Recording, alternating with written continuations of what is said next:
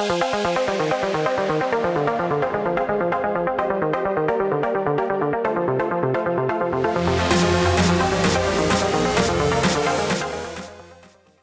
through what Mesa Minerals 2 is looking at going forward, because you have more dry powder and you're just getting started, right?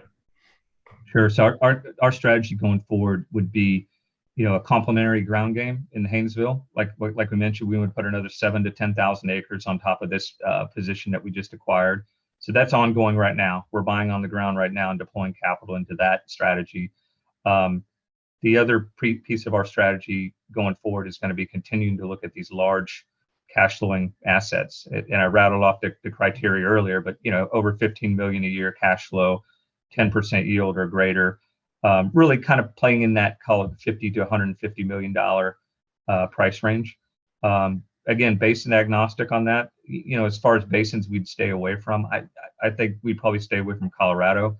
I think we'd buy Appalachia at the right price, but I think looking at Permian, Eagle Ford, Haynesville is still one of our favorite basins. Really basin agnostic. It's probably more on the asset and the profile of the asset.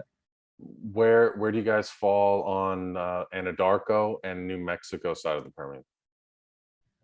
I think on the Anadarko, I think there's tremendous opportunity now in the Anadarko to enter now.